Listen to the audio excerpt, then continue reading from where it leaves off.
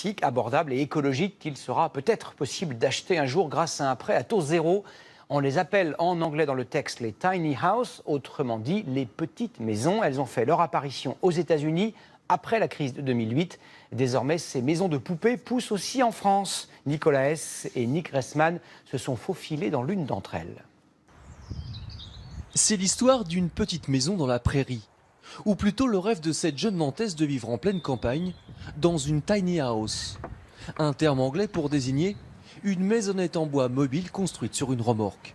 À l'intérieur 10 mètres carrés habitables et tout le confort. La partie salon, salle à manger. En continuant ici, on a la cuisine en L, tout équipée. Et puis ici, derrière cette porte, la salle de bain et les toilettes sèches. Ici, pas de superflu et des matériaux de construction écologiques. Avec 16 000 € de budget, Laetitia a mis 7 mois pour réaliser son habitat elle-même avant de s'installer sur ce terrain. La tiny, c'est un moyen de devenir propriétaire à moindre coût et de ne pas passer 20-30 ans de sa vie à payer sa maison. Puisque moi, par exemple, j'ai pas eu besoin de faire un emprunt. Le phénomène de ces cabanes sur roues est né aux États-Unis, provoqué notamment par la crise immobilière en 2008. En Mayenne, pendant son temps libre, ce passionné d'éco-construction espère terminer son logement l'année prochaine.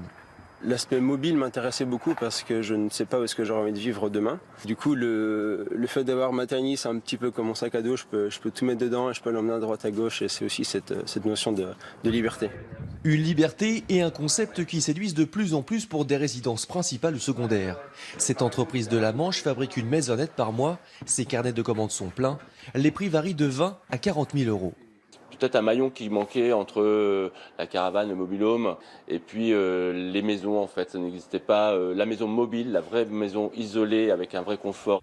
En France, la maison minuscule est considérée comme une simple remorque avec un chargement et peut être posée sur n'importe quel terrain privé. Son installation n'exige aucun permis de construire.